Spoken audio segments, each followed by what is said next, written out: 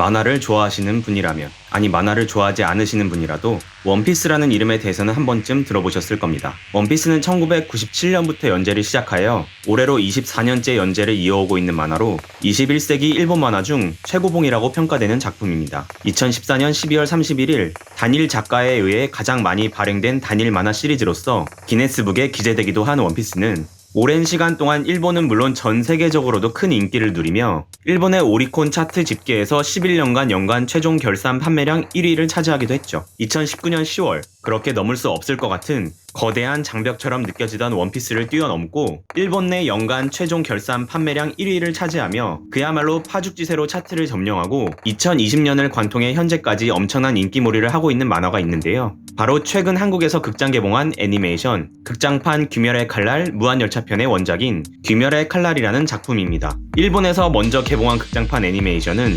코로나19로 인해 직격탄을 맞았던 일본 영화관 전체의 흐름을 바꿔놓을 정도의 선풍적인 인기를 끌며 일본에서만 약 2,700만 명의 관객을 동원, 역대 일본 영화 흥행 수입 1위를 갈아치웠을 뿐만 아니라 2020년 세계에서 가장 많은 돈을 벌어들인 애니메이션 영화에 등극하기도 했습니다. 한국에서는 지난 1월 27일에 극장 개봉하여 일본만큼은 아니지만 역시 큰 인기를 끌고 있는데요. 대체 어떤 작품이기에 이토록 사람들을 열광하게 만드는 건지 극장판 귀멸의 칼날 무한열차편을 통해 한번 같이 살펴볼까요? 극장판 귀멸의 칼날 무한열차편은 일본에서 TV로 방영된 귀멸의 칼날 1기 애니메이션과 내용이 이어지는데요. 1기 마지막 화에서 시리즈의 최종 보스이자 절대 악으로 등장하는 키부츠지 무자는 하현의 혈귀들이 귀살대를 상대로 제대로 된 성과를 올리지 못하는 것에 분노하며 모여있던 5마리 중 4마리를 죽이고 하현의 1인 엠무만을 살려두며 무한열차로 보내 임무를 수행하게 합니다. 한편 무한열차에서 단기간에 40명 이상의 사람들이 행방불명되었다는 소식을 듣고 귀살대 측에서는 염주 랭고쿠 쿄주로와 시리즈의 주인공인 카마도 탄지로의 여동생인 카마도 네지코와 탄지로의 동기들인 아가즈마 제니츠, 하시비라 이노스케를 파견하여 열차에 남아있는 200명의 승객들을 구하라는 임무를 수행하게 하는데요. 과연 탄지로와 그 일행은 하연의 1인 엠무를 물리치고 무사히 임무를 완수할 수 있을까요?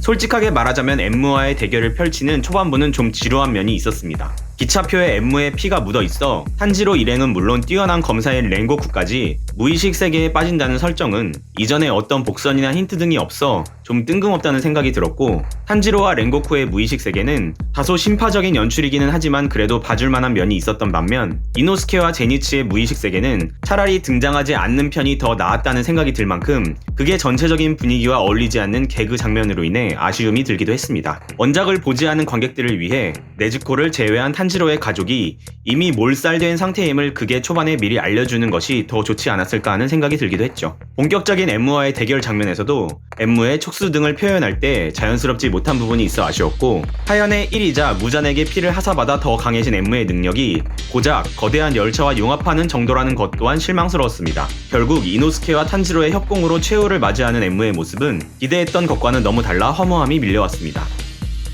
엠무의 죽음 이후 설마 이게 끝은 아니겠지? 라고 생각하는 찰나 갑작스러운 굉음과 함께 모습을 드러낸 아카자의 등장은 다소 뜬금없기는 했지만 반가운 마음이 들기도 했습니다. 이제부터 진짜 전투가 시작될 거라는 예감이 들었거든요. 아카자는 혈기들 중 가장 강하다는 12귀월에서도 세 번째 위치를 차지하고 있는 상당한 강자였습니다. 필살의 기술을 쓴 뒤 쓰러져 있는 탄지로를 보고 죽이려고 달려드는 아카자를 랭고쿠가 막아내자 아카자는 랭고쿠가 주임을 알아채고 그의 투기를 높이사 혈귀가 되라고 설득하죠. 랭고쿠는 이를 거절하고 둘의 본격적인 전투가 시작되는데요. 아카자는 랭고쿠를 죽이지 않기 위해 전력을 다하지 않고 처음에는 복부나 안면을 때리다가 랭고쿠가 자신의 뜻을 굽히지 않고 계속해서 전력을 다해 응전하자 결국 랭고쿠의 왼쪽 눈과 쇄골, 내장 등에 돌이킬 수 없는 상처를 입히며 혈귀가 되라고 다시 한번 설득합니다. 하지만 랭고쿠는 끝까지 자신의 뜻을 굽히지 않고 열차에 있는 사람들과 탄지로 일행을 지키기 위해 자신의 마지막 오의를 시전해 아카자와 맞부딪히는데요. 결국 아카자에 의해 복부가 뚫린 상태에서도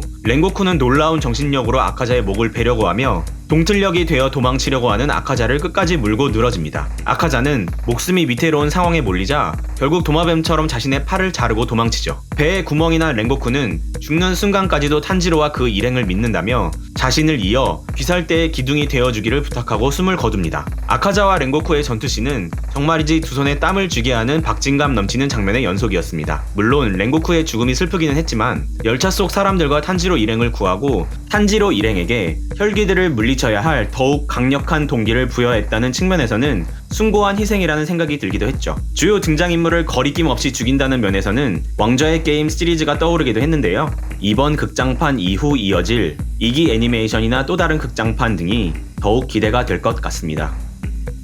원작 만화 속 탄지로의 귀걸이는 우길기와 비슷한 모습을 하고 있는데 이 귀걸이가 주인공이 사용하는 기술의 기나긴 유대라는 중요한 의미를 담고 있어 문제가 되기도 했습니다. 이런 문제를 인지한 애니메이션 제작사 유포터블은 귀걸이 문양의 디자인을 수정한 수정본을 제작하여 1기 애니메이션에 반영했는데요. 하지만 바뀐 디자인도 여전히 우길기를 떠올리게 한다는 비판이 있었고 결국 애니메이션 해외 수출판에서는 귀걸이 문양을 대폭적으로 수정하여 원래의 문양을 찾아볼 수 없게 되었습니다. 작가의 부족한 역사 인식으로 인해 벌어진 해프닝이었다고 하지만 보다 국제적인 작품으로 발돋움하기 위해 반드시 짚고 넘어가야 했던 부분을 받아들이고 제대로 대처한 점은 당연하기는 하지만 칭찬할 만한 일인 것 같습니다.